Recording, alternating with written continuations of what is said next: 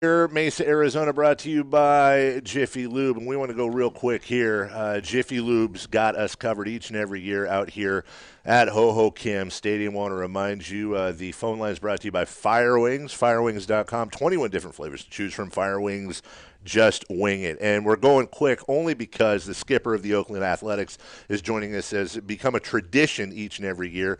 Got here a little bit early. It's just, I want to say it's awkward because we always love visiting with Bob Melvin, whether it's on or off the air. But when you have somebody like Bob Melvin who's sitting here during our commercial breaks, you just kind of want to speed it up because you got a few things to do today, Coach, or Skip. And welcome back with us. How are you? I'm good, really good. We're winding down here. Short spring for us, obviously going to Japan. So feel like you have to jam a lot in there, and so it feels like every day is a little bit more important. We were not going through the dog days of spring training because we're out here on Thursday.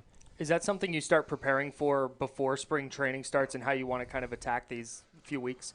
Yeah, I mean, the schedule worked out for us. We had a lot of 2 games at home, then 1 on the road, which allowed us to get our main guys at bats 2 games in a row.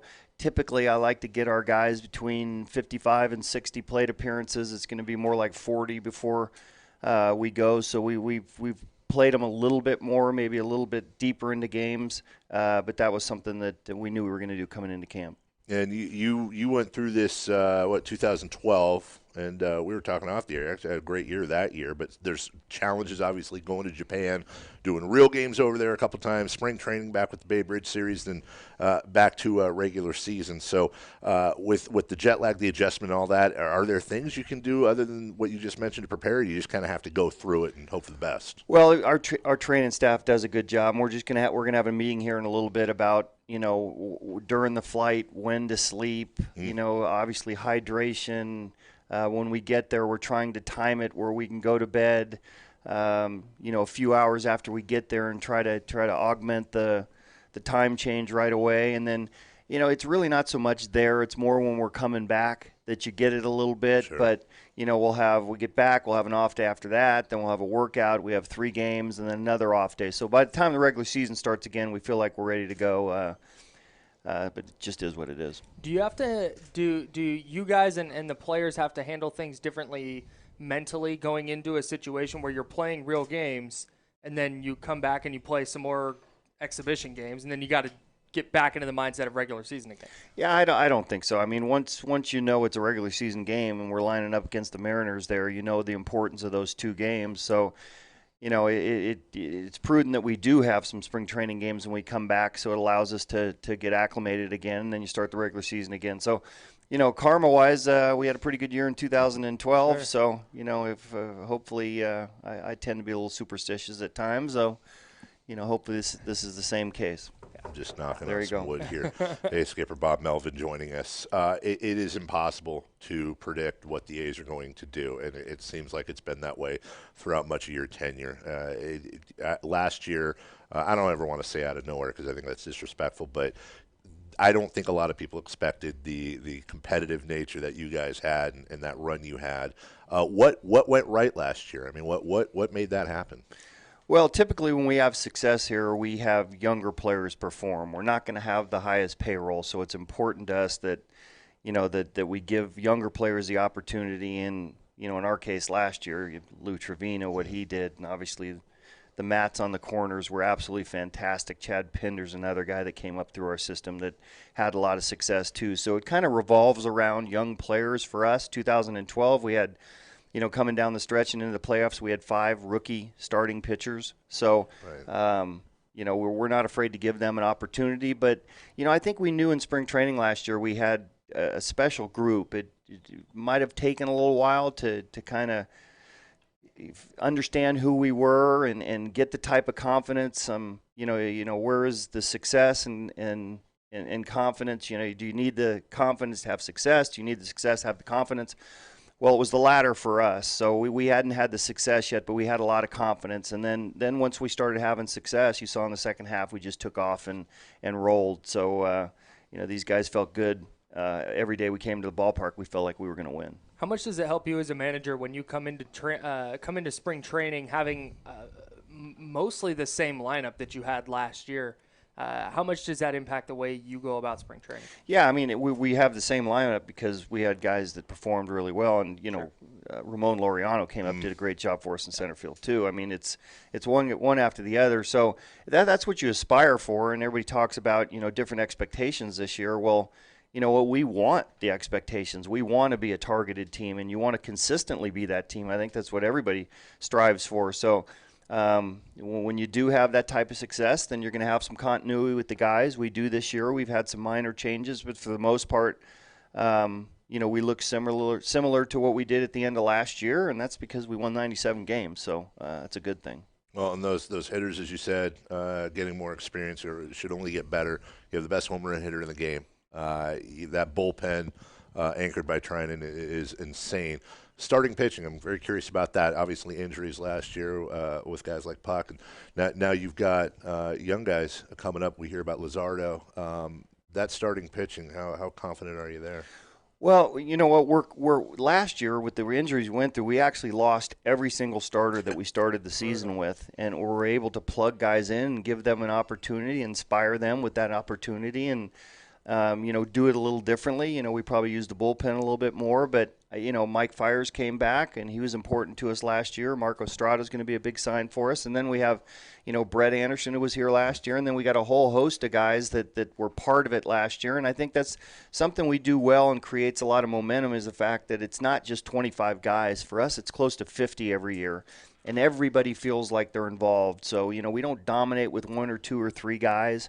We use a lot of guys, and I think that makes a good feeling amongst the group. So, as far as the starting pitching goes, we have depth there. If somebody gets hurt or somebody doesn't perform, then they have somebody else to pick them up. So we're confident with that group, and obviously, once we get past the sixth inning or so, we turn it over to the bullpen, and we have a lot of success with that. Do you guys anticipate using an opener again this year? We'll see. We'll see how it goes. It depends on who it is. Depends on the opponent's lineup. There's a lot made of the third time around. Starters tend to get a little bit more vulnerable. Do you keep the first three guys off a starter and allow him to go? Maybe only see him one time around. Right. So. It just depends on who it is and the personnel on the other team. Obviously, we did it last year, and we had some success doing it. So I think regardless, we'll be comfortable. But, it's a little different in the postseason than it is the regular season. You do need some starters to give you some innings. We start with 18 games in a row, which is unheard of. Jeez. And typically early on in the season, you need the days off because some of the starters aren't as stretched out as much, and your bullpen guys haven't pitched as much. So it's a challenging schedule for us this year, but, something we're going to have to take day to day. Hey, Skipper Bob Melvin with us. Now, philosophically, not just specific to the A's, I did want to ask you and follow up with what Kyle said about openers. You spent time behind the plate in your playing days. You understand that relationship and how pitchers' minds work. Do you think this is a fad? Is this something that is just a stopgap if with injuries, or do you think this is somewhere where baseball might be going long term? Oh, I don't think there's any doubt.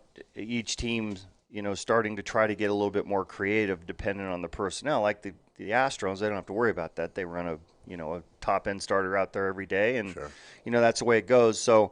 I think you saw a lot of teams last year start to incorporate, whether it was a starter, whether it was, three guys for 3 innings during the course of a game. You saw some of the postseason games and how those are run. So I think the more teams do this and the more success that they have with it, the more creative teams are going to try to go. So I don't think it's going to go the other way. I think each and every year you're going to see teams do things a little bit differently.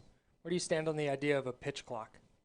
You know what? Of all the things that they've thrown out there, I'm okay with the pitch clock because I want to see.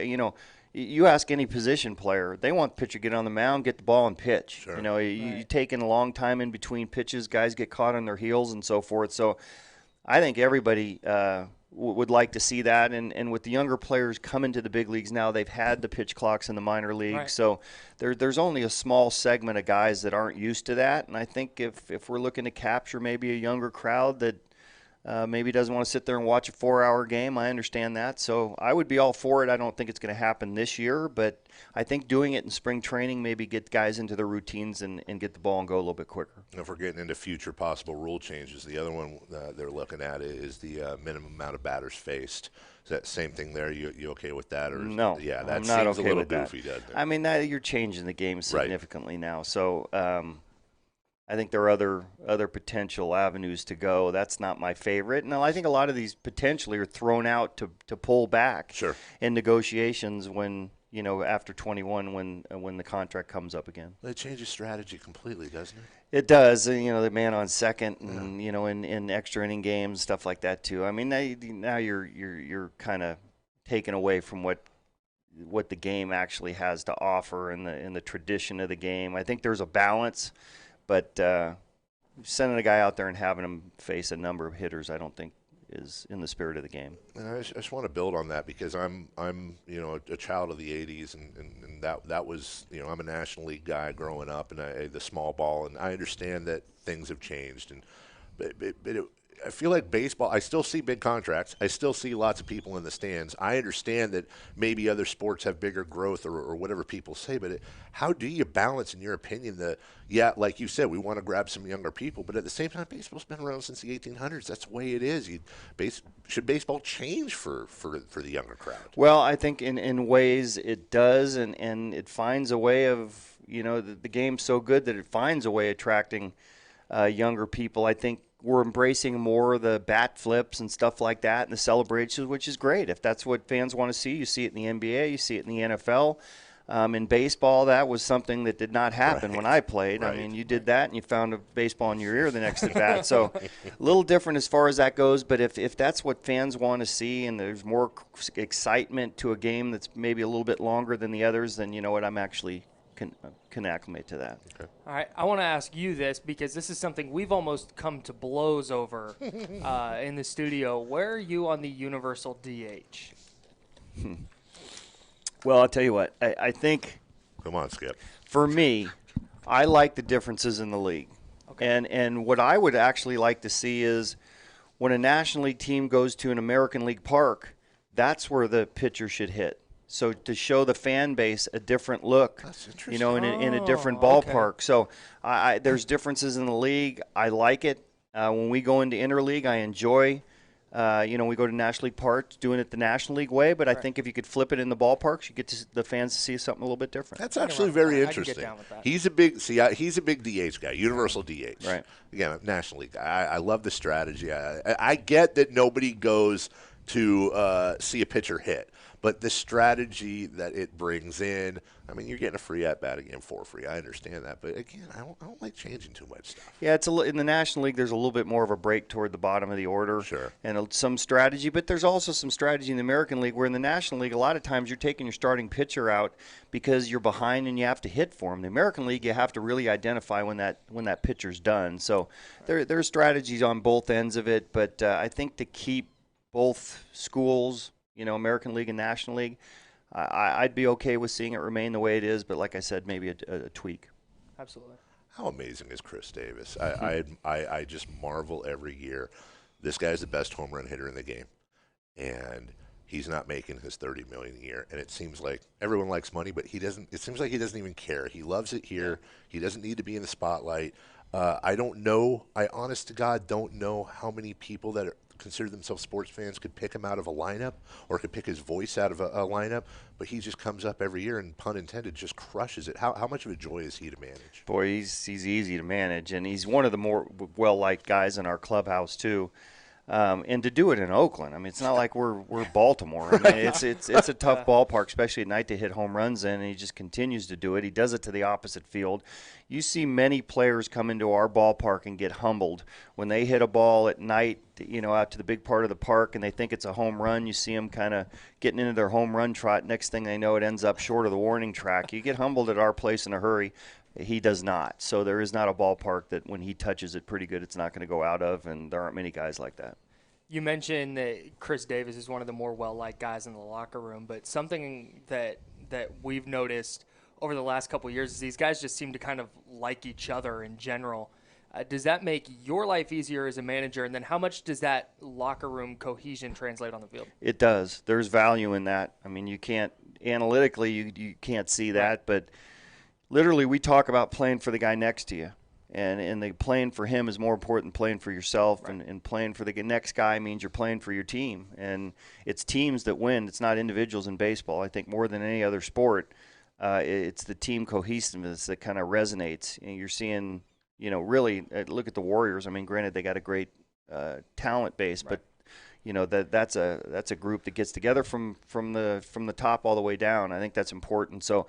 As far as in my tenure here, I don't know that I've had a team that's gotten along this well in the clubhouse. And it's easy when you're winning to get along. It's when you're losing that you have to keep that cohesiveness. And we went through some stretches last year. We weren't playing pretty well, but it didn't seem to affect anybody. All right, it's time because he's got to get to a meeting here in a second. So don't. It's time. This is my tradition every single year. 4 years ago, I told you that I grew up watching you and tried to emulate your stance as a catcher, and a few minutes later, I had a signed baseball from you, which has been on my son's mantle, who was 6 at the time. He's now 10, and we went back and watched old Bob Melvin highlights, and now he has gotten into catching the last couple of years. Now, here's my yearly Little League question for you.